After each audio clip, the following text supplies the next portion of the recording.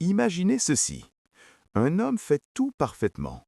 Il est attentionné, présent, répond à tous les messages en 2 minutes, offre des fleurs chaque semaine, dit exactement ce qu'elle veut entendre.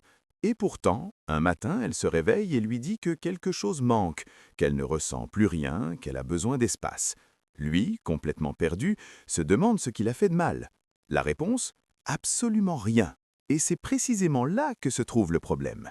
Ce que je vais vous révéler aujourd'hui va littéralement retourner votre cerveau sur la nature du désir féminin et pourquoi Sigmund Freud, le père de la psychanalyse, avait compris quelque chose que la plupart des hommes ne saisiront jamais dans leur vie entière.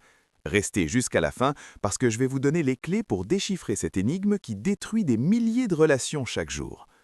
Alors, commençons par une question fondamentale que Freud lui-même s'est posée toute sa vie. Que veut une femme? Cette question, il l'a posée dans une lettre célèbre à Marie Bonaparte en 1926. Après 30 années de recherche sur l'esprit féminin, le génie de la psychanalyse avouait son impuissance face à cette énigme. Et savez-vous pourquoi? Parce que le désir féminin ne fonctionne pas selon les mêmes règles que le désir masculin. C'est une architecture mentale complètement différente, une autre logique, un autre langage. Et tant que vous ne comprendrez pas cette différence fondamentale, vous serez condamné à répéter les mêmes erreurs dans toutes vos relations. Freud a découvert quelque chose de révolutionnaire sur le désir humain en général. Il a démontré que le désir naît du manque, pas de la présence, pas de la satisfaction, mais du vide, de l'absence, de l'insatisfaction. C'est ce qu'il appelait le principe de plaisir en opposition au principe de réalité. Le désir existe uniquement dans l'écart entre ce que nous avons et ce que nous voulons. Quand cet écart disparaît, quand l'objet désiré devient entièrement disponible et prévisible, le désir s'évapore comme de la fumée. Maintenant, transposez cela dans le contexte du désir féminin et vous allez comprendre pourquoi tant d'hommes bien intentionnés sabotent leurs propres relations. Voici la vérité brutale que personne ne vous dit. Une femme ne désire pas ce qu'elle possède complètement. Elle désire ce qui lui échappe partiellement. Ce n'est pas de la manipulation, ce n'est pas un jeu cruel, c'est la structure même de son psychisme. Freud expliquait que le désir féminin est fondamentalement énigmatique, parce qu'il ne se dirige pas vers un objet fixe et définissable comme le désir masculin. Le désir masculin est relativement simple. Il voit, il veut, il poursuit, il obtient. Il est satisfait pour un temps. C'est linéaire, presque mécanique. Le désir féminin, lui, est circulaire, mouvant, insaisissable. Il se nourrit d'incertitude, d'ambiguïté, de mystère. Laissez-moi vous donner un exemple concret. Deux hommes rencontrent la même femme. Le premier fait tout pour la conquérir. Il l'appelle tous les jours, lui envoie des messages mignons le matin et le soir, dit qu'elle est la femme de sa vie après 2 semaines, planifie déjà leur avenir ensemble, se rend entièrement disponible. Il pense qu'en lui montrant son intérêt total, en éliminant toute incertitude, il va sécuriser la relation. Le deuxième homme est différent. Il est présent, mais pas omniprésent. Il montre de l'intérêt, mais maintient une part de mystère. Il a une vie bien remplie qui ne tourne pas uniquement autour d'elle. Il crée des moments intenses, mais ne cherche pas à combler chaque seconde de vide. Devinez lequel des deux elle va désirer intensément. Le deuxième, évidemment. Et devinez lequel va finir en ami fidèle ou partenaire rassurant mais pas excitant. Le premier. Pourquoi? Parce que le premier homme a tué le désir dans l'œuf en éliminant le manque. Il a fermé l'écart. Il s'est rendu entièrement lisible, prévisible, acquis.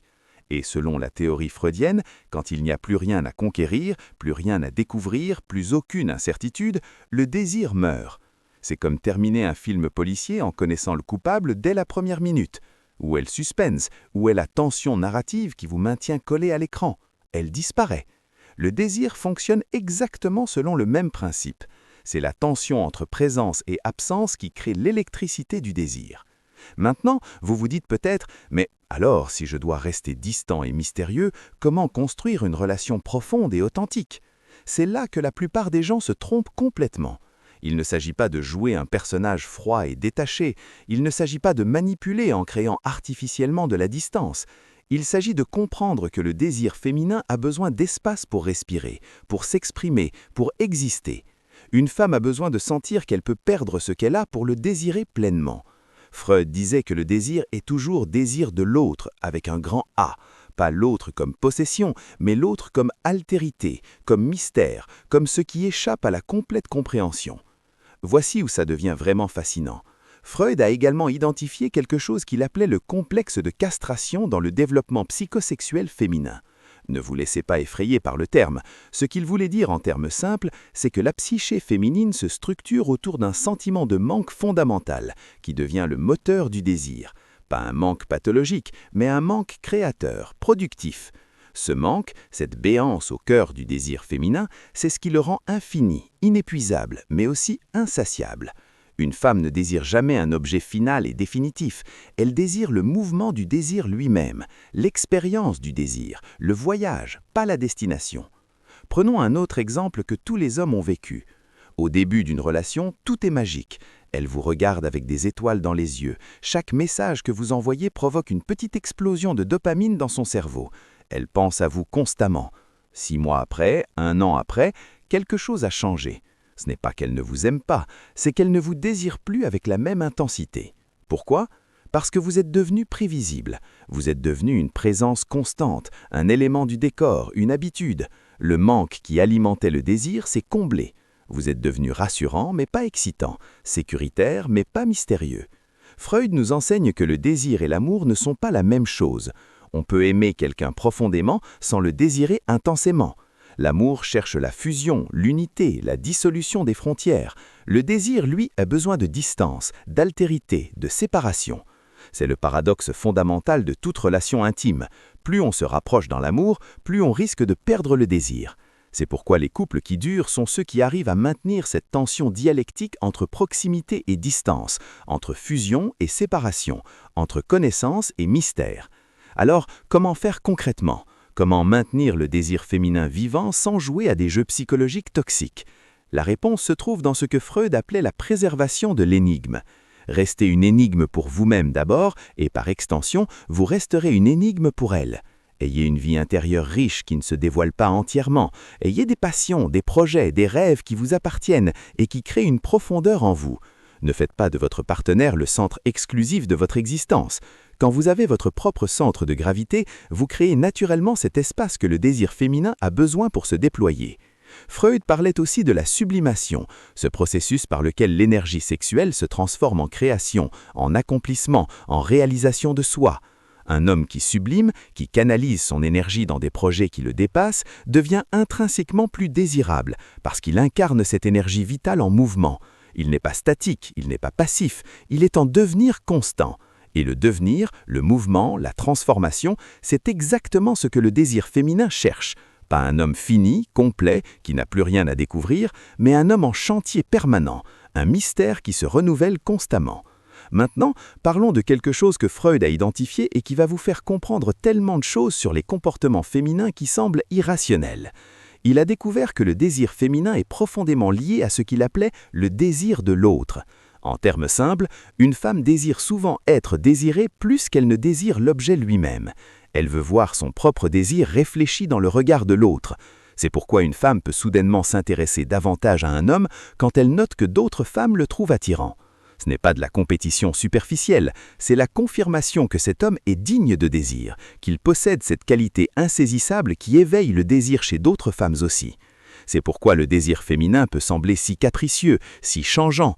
Ce n'est pas qu'elle ne sait pas ce qu'elle veut, c'est que ce qu'elle désire n'est jamais l'objet en soi, mais la relation dynamique avec cet objet, la place qu'il occupe dans son imaginaire, la manière dont il résonne avec ses fantasmes conscients et inconscients. Un même homme peut être intensément désiré un jour et devenir invisible le lendemain, non pas parce qu'il a changé objectivement, mais parce que sa position symbolique dans le psychisme féminin s'est déplacée. Il est passé de l'énigme fascinante à la présence banale. Freud nous enseigne que le désir est toujours médiatisé par le langage et les symboles. Une femme ne désire pas votre corps en soi, elle désire ce que votre corps représente, ce qu'il symbolise, l'histoire qu'il raconte. C'est pourquoi la séduction verbale, la capacité à créer des images mentales, à raconter des histoires, à éveiller l'imagination est si puissante pour le désir féminin. Le désir féminin se joue d'abord dans la tête, dans l'imaginaire, dans le fantasme, avant de se manifester dans le corps. C'est un désir qui a besoin de narrativité, de sens, de contexte émotionnel et symbolique pour s'allumer pleinement. Voici une autre clé essentielle que Freud a découverte. Le désir féminin est profondément lié à l'interdit et au refoulement. Freud démontrait que ce qui est refoulé, interdit, caché, devient souvent l'objet du désir le plus intense. Dans la société victorienne de son époque, la sexualité était tellement réprimée que toute expression du désir prenait une force explosive. Aujourd'hui, dans nos sociétés occidentales libérées sexuellement, on pourrait penser que le désir serait plus simple, plus direct, mais c'est exactement l'inverse qui s'est produit. Quand tout est permis, quand tout est accessible, quand il n'y a plus de frontières à tranche frayée, le désir s'étiole, il n'a plus de résistance contre laquelle se constituer, plus d'interdits à transgresser. C'est pourquoi, paradoxalement, maintenir certaines frontières, certains espaces privés dans une relation peut alimenter le désir. Ce n'est pas de la manipulation, c'est de la compréhension de la structure même du désir.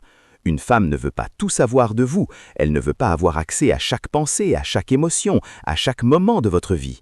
Elle veut sentir qu'il existe en vous une profondeur inexplorée, un territoire qu'elle n'a pas encore entièrement marcapoté. Cette part